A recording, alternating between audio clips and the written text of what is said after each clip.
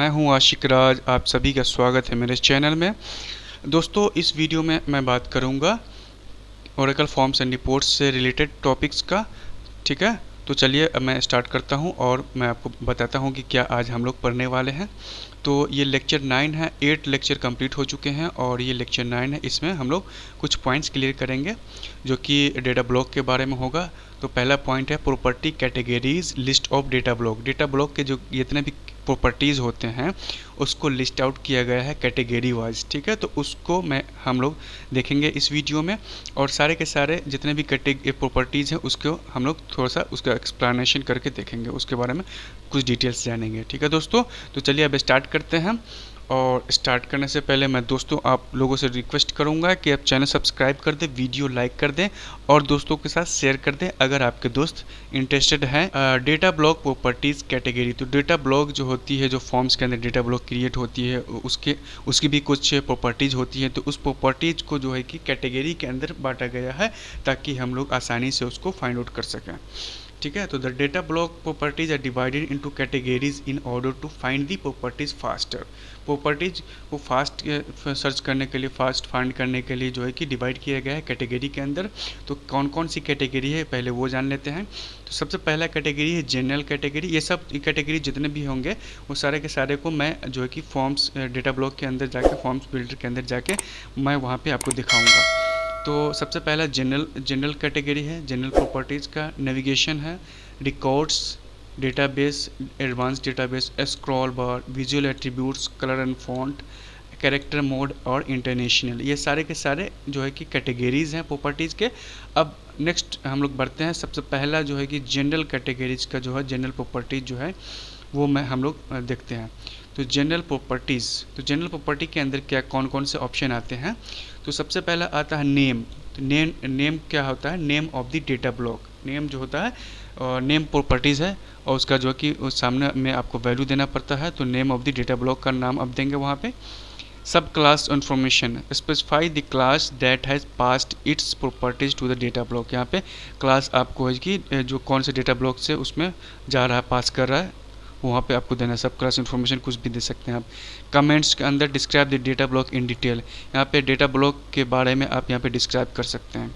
ठीक है, ये 3 चीज़ हो गए जनरल प्रॉपर्टीज़ के अंदर। ठीक है, तो मैं वहाँ पे आपको दिखाना चाहूँगा। फॉर्म्स बिल्डर में मैं ओपन करता हूँ, हर एक प्रॉपर्टीज़ को मैं कंप्लीट करूँगा और फॉर्म बिल्डर में आपको दिखाऊँगा। ठीक है, तो नेम, सब क्लास इन्फॉर्मेशन और कमेंट्स कहाँ पे होते हैं। तो आपको ये देख सकते हैं यहाँ पे लेक्चर 9 का जो फॉर्म है, आपको ये फॉर्म भी मिल जाएगा आपको लास्ट में, जो कि ये वीडियो देखने के बाद आपको डिस्क्रिप्शन में मिल जाएगा इसका लिंक। आप वहाँ से इस फॉर्म को डायरेक्टली एक्सेस कर सकते हैं। तो यहाँ पे ये फॉर्म है लेक्चर 9 से रिलेटेड और यहाँ पे डेटा ब्लॉक को एक्सपेंड करते हैं। तो यहाँ पे एक मैंने डेटा ब्लॉक क्रिएट किया हुआ है EMP नाम से।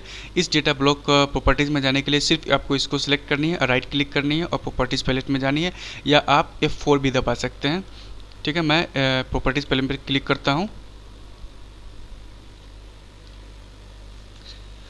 अब यहाँ पे आप देख सकते हैं कि बहुत सारे यहाँ पे जो कि इसके प्रॉपर्टीज़ आ चुके हैं। तो सबसे पहला जो कैटेगरी है जनरल कैटेगरी, जनरल प्रॉपर्टीज़। तो मैंने आपको बताया था नेम। तो नेम जो है EMP, यहाँ पे आप चेंज कर सकते हैं, जो कि आप डेटा ब्लॉक का नाम चेंज कर सकते हैं। सब क्लास इन्फॉर्मेशन यहाँ पे आप डाल सकते हैं, कमेंट भी आप डाल सकते हैं यहाँ पे। नेक्स्ट पे बढ़ते हैं हम लोग, नेक्स्ट जो कि कैटेगरी पे नेविगेशन प्रॉपर्टीज़। नेविगेशन स्टाइल, सबसे पहले नेविगेशन प्रॉपर्टीज़ के अंदर क्या होता है? Navigation style. Once the user has navigated to the last item, जब यूज़र जो है कि लास्ट आइटम पर नेविगेट हो चुका होता है, वेयर शुड द कर्सर को, सेम रिकॉर्ड, नेक्स्ट रिकॉर्ड और नेक्स्ट ब्लॉक। तो यहाँ पे आपको ये स्पेसिफाई करना होता है कि आप इसके बाद, लास्ट रिकॉर्ड के बाद या लास्ट आइटम के बाद आप कहाँ पे जाना चाहेंगे उस फॉर्म्स के अंदर या उस डेटा ब्लॉक के अंदर। तो यहाँ पे आपको स्पेसिफाई करना होता है सेम रिकॉर्ड, नेक्स्ट ब्लॉक। ठीक है, अब नेक्स्ट प्रॉपर्टी जो है नेक्स्ट और प्रीवियस नेविगेशन डेटा ब्लॉक। तो यूजुअली द नेक्स्ट और previous data block is determined by the order of the data blocks with in the object navigator. तो इसमें जब भी आप जो कि ये क्या है, नेविगेशन डेटा ब्लॉक। एक या एक से अधिक डेटा ब्लॉक रहेगा तो उसमें आपको ये करना होता है कि नेक्स्ट और प्रीवियस डेटा ब्लॉक सेलेक्ट करना है, तो नेक्स्ट कीजिएगा तो नेक्स्ट पे जाइएगा और प्रीवियस तो प्रीवियस। तो यहाँ पे मैं आपको दिखाता हूँ, करके दिखाता हूँ और उस प्रॉपर्टी को दिखाता हूँ कैसे होता है।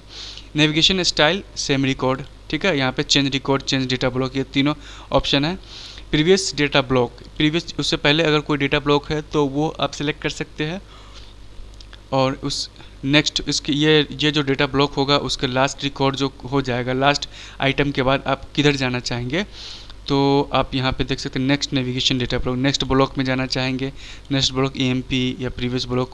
यहाँ पे जितने भी ब्लॉक क्रिएट होंगे उसको यहाँ पे आप स्पेसिफाई कर सकते हैं कि प्रीवियस में कौन, इस ये करंट जो है कि करंट ब्लॉक के बाद आपको प्रीवियस में कौन से डेटा ब्लॉक चाहिए और नेक्स्ट में कौन से डेटा ब्लॉक चाहिए, आप यहाँ पे स्पेसिफाई कर सकते हैं, ठीक है। नेक्स्ट जो कैटेगरी में चलते हैं, record properties. Current record visual attribute group, first वाला है current record visual attribute group, allows you to associate a visual attribute with the current record use to highlight the current record.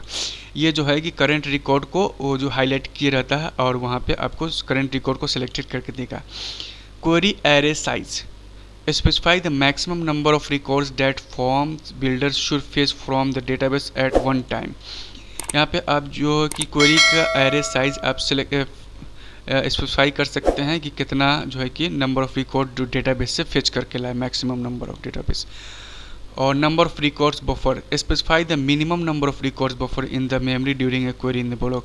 जब भी आप database से जो कि data fetch करते हैं, रिकॉर्ड फेच करते हैं तो बफर कितना कर, मिनिमम नंबर ऑफ, ये मैक्सिमम है ये मिनिमम है, तो ठीक है आप जो भी आप यहाँ पे स्पेसिफाई करेंगे वो उतना यहाँ पे आएगा।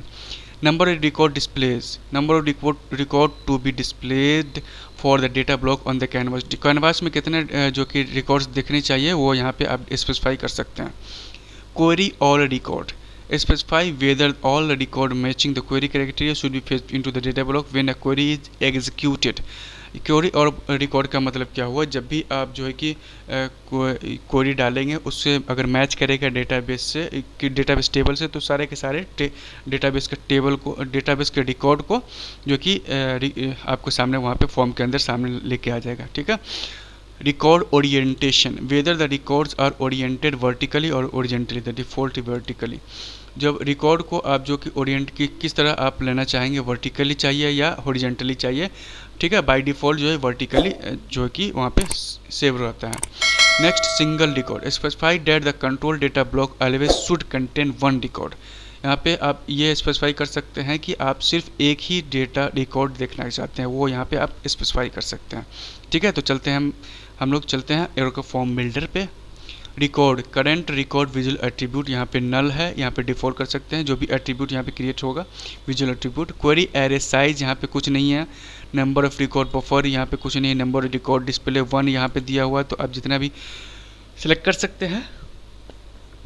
क्वेरी ऑल रिकॉर्ड, नो, यहाँ पे यस नो दो ऑप्शन है। रिकॉर्ड ओरिएंटेशन, वर्टिकल और हॉरिजॉन्टल, और सिंगल रिकॉर्ड नो, ठीक है। यहाँ पे यस नो, ये इतने सारे ऑप्शन, ठीक है। नेक्स्ट पे बढ़ते हैं। Database properties, database block, data block properties. Database properties के अंदर फर्स्ट वाला जो property database data block, specify that the data block is based on any of the following data source type, table, procedure, transaction trigger और सब query. यहाँ पे आपको जो है कि स्पेसिफाई करना होता है कि आप जो डेटाबेस से जो फेच कर रहे हैं, डेटाबेस के अंदर कौन से टेबल से या प्रोसीजर से या ट्रिगर से या सब क्वेरी से फेच कर रहे हैं डेटा, आप वहाँ पे स्पेसिफाई करेंगे। टेबल नेम या प्रोसीजर नेम, फंक्शन नेम, वहाँ पे आप जो है कि स्पेसिफाई करेंगे, ठीक है। नेक्स्ट है इन्फोर्स प्राइमरी की, indicate that any record inserted or updated in the data block must have a unique key in order to avoid committing duplicate record in the data block based table। जब यहाँ पे जो कि एक primary की का वहाँ पे लग जाता है कि जब भी आप डेटा इंसर्ट करते हैं तो वहाँ पे चेक करेगा कि यूनिक है कि नहीं, आपका जो भी रिकॉर्ड है यूनिक है तो ठीक है, अगर यूनिक नहीं है या डुप्लीकेट उसके अंदर है तो उसको वो वहाँ पे रोक देगा, डुप्लीकेट रोक को हटा देगा, ठीक है। delete allowed, insert allowed, update allowed और query allowed. Specify whether record can be deleted, inserted, updated or query within a data block. The default for these properties is yes. by default ये yes रहता है और यहाँ पे ये allow करना होगा कि डेटा ब्लॉक को कि आप डिलीट कर सकते हैं, इंसर्ट कर सकते हैं, अपडेट कर सकते हैं और क्वेरी कर सकते हैं. ये डेटा ब्लॉक को आपने यहाँ पे ये दिया, क्या बोलते हैं, ग्रांट दिया, ग्रांट. नेक्स्ट जो है query data source type. Specify the query data source type for the data block. यहाँ पे डेटा सोर्स टाइप यहाँ पे आपको देना पड़ेगा. A query data source file can be table, procedure, transaction language. तो यहाँ पे आप जो टेबल और प्रोसीजर ये सब आप लिख सकते हैं. Query data source name. Specify the name of the data block query data source. यहाँ पे डेटा ब्लॉक का नाम देना आपको. क्वेरी डेटा सोर्स कॉलम, जो भी आपको डेटा चाहिए तो वहाँ पे specify the name and data types of column associated with the data block query data source. तो यहाँ पे आपको डेटा सोर्स कॉलम देना है कि कौन से कॉलम से जो है कि डेटा आएगा. Where clause order by. यहाँ पे वेयर क्लोज ऑर्डर बाई आप अप्लाई करना चाहते हैं तो यहाँ पे यस नो यहाँ पे सिलेक्ट कर सकते हैं. Optimizer hint. specifies a hint string that Oracle Forms passes on to the RDBMS optimizer. तो जब भी आप जो है कि उस ब्लॉक पे ले जाएंगे ये माउस तो वहाँ पे हिंट आएगा, आपको दिखाएगा. Update changed column only. तो यहाँ पे जो कि ये अपडेट चेंज्ड कॉलम ओनली यहाँ पे एक प्रॉपर्टीज है. When query records have been marked as update, specify that only columns whose values were actually changed should be included in the SQL update statement that is sent to the database during a commit. जब भी आप commit करते हैं, SQL update statement चलाते हैं तो यहाँ पे जो है कि अपडेट चेंज कॉलम ओनली यहाँ पे एक प्रॉपर्टीज है, आप उसको यूज़ कर सकते हैं. Enforce column security. ये जो कॉलम के लिए सिक्योरिटी आप दे सकते हैं. Maximum query time. Query time का जो है कि कभी कभी जो कि टाइम लग जाता है तो वहाँ पे query time, maximum query time जो है कि आप वहाँ पे फिक्स कर सकते हैं. Maximum record fetched. यहाँ पे आप कितने मैक्सिमम रिकॉर्ड फेच कर सकते हैं वो आप यहाँ पे दे सकते हैं. Key mode, locking mode, trigger. Key mode default setting are appropriate for an Oracle database. यहाँ पे जो कि ये डिफ़ॉल्ट बाय डिफ़ॉल्ट है but may need to be modified for other database type. अगर आप ये की मोड और लॉकिंग मोड ट्रिगर जो है ये ऑटोमेटिकली रहता है. अगर आपको चेंज करने का तो आप चेंज कर सकते हैं. ठीक है, तो मैं आपको दिखाता हूँ डेटाबेस वाला ऑप्शन में. तो ये डेटाबेस प्रॉपर्टीज़ है डेटाबेस कैटेगरी का. Database data block yes. ठीक है, क्योंकि मैंने यहाँ पे EMP टेबल यूज़ किया है. इन्फोर्स प्राइमरी की नो. सारे डेटा सारे के सारे कॉलम पे हमको अप्लाई नहीं करनी है. जिस पे अप्लाई होना था वो ऑटोमेटिक हो चुका है टेबल के अंदर ही. Query allowed yes. Data source type table है. Query data source EMP table है. टेबल का नाम यहाँ पे देना है. Query data source column. Column से अगर पेश करें तो यहाँ सोर्स कॉलम देंगे, सोर्स आर्गूमेंट देंगे. एलियास अगर देना चाहते हैं वो देंगे. वेयर क्लोज अगर चाहते हैं तो वेयर क्लोज में यहाँ पे आप जो है कि कंडीशन लगाएंगे. ऑर्डर बाई आप करेंगे.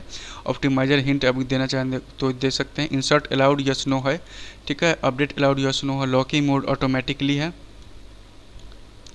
और डिलीटेड अलाउड यस है. ये जो ब्लॉक है ये डिलीट कर सकता है.